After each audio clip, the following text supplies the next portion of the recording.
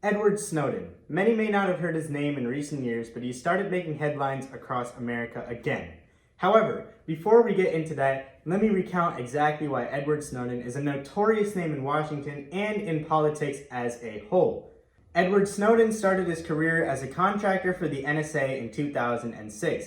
In 2009, because the government thought he was trying to break into classified files, he left to go work with private contractors rather than the government and try to get away from everything that was going on. Soon after, the man saw himself working at Dell, and 3 months after that, he left Dell to go work for a company named Booz Allen Hamilton, a cybersecurity company that works in many software development parts and was a subcontractor of the NSA. Again, the story goes that during his extensive time working with the NSA, Snowden saw just how much the United States steals data from people all around the country. Seeing this, Edward Snowden could not live with it. He took a leave of medical absence from Booz Allen Hamilton, went to Hong Kong, and broke the story of the amount of stuff the government is doing to steal data from people all around the country and the world to the Guardian newspaper. To list some of the things the Guardian leaked to the public through Snowden's documents, the people found out that through a court order, Verizon was sending user data to the NSA every single day, and that the NSA had a program named PRISM, or PRISM, that collects data on Americans through their devices every single day. Other than this, he revealed many international scandals that made a lot of America's relationships more unstable, especially with countries like China.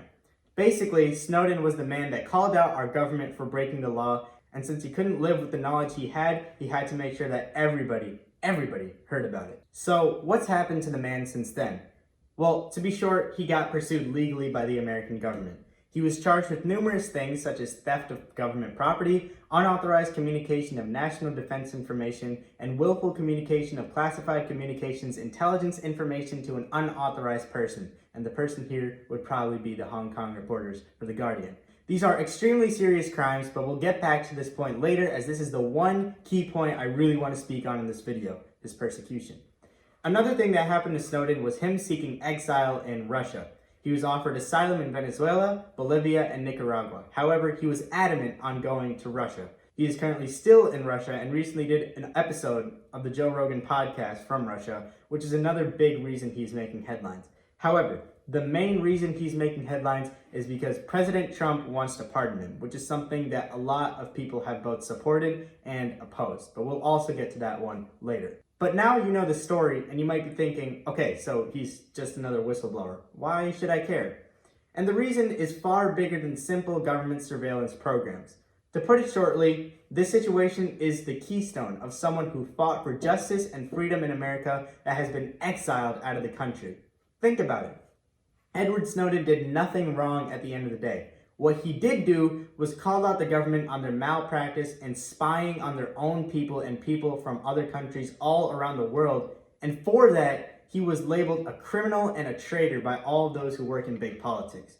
How does that work? Since when is it okay for the government to just jail anyone that they want to? Don't we have a list of rights that we all get to follow that nobody can take away from us?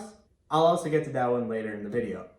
But I'll explain this to you. The first thing I want to say about this that's loud and clear is that Edward Snowden not only deserves to be pardoned, but he deserves the Medal of Freedom from the president himself. I find it insane how companies like Purdue Pharmaceuticals can start an opioid epidemic killing people across the country, especially those that are younger, and still make money off of it, and not a single person goes to jail. But when someone comes out to fight for the freedom of the American people as a whole, they're exiled and they're pursued legally. To me, it sounds like the government here is the criminal, and since they hold all the cards, they can do whatever they want, justified or not. As well as this, doesn't it seem a bit unsettling how the government simply doesn't have to follow the laws it says it does?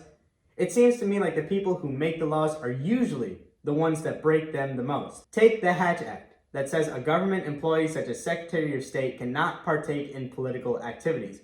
Recently, as many know, Secretary of State Mike Pompeo spoke at the RNC and endorsed President Donald Trump.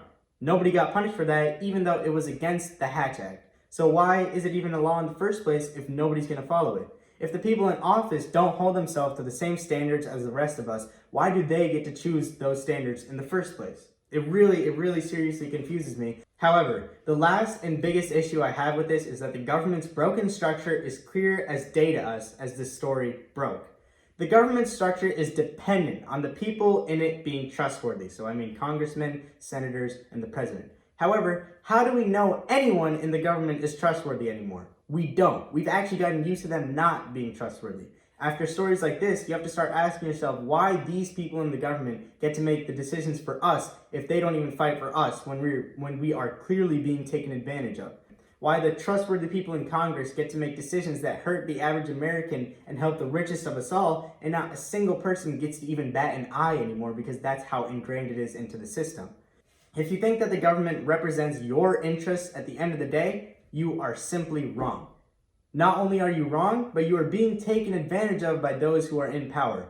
If you think there are certain unalienable rights that you follow and nobody can break, no matter how corrupt the government gets, let me give you 2 examples. The first is in today's government. The Declaration of Independence states that all Americans have the right to life, liberty, and the pursuit of happiness, as all of us know. Now, let's look at your right to life. Whenever you get hurt or face serious injury, you may go so far into debt that you will never climb out of it, and your entire life may be taken away from you because there are people who make billions of dollars every single year from taking away your right to life. Let's take a look at your liberties. Congress is filled with lobbyists for certain companies that hurt the average American and willfully vote against the average American's interests so that they can get campaign finances so they can keep lobbying for them for another term. Those are your rights to liberty. Let's take a look at your pursuit of happiness.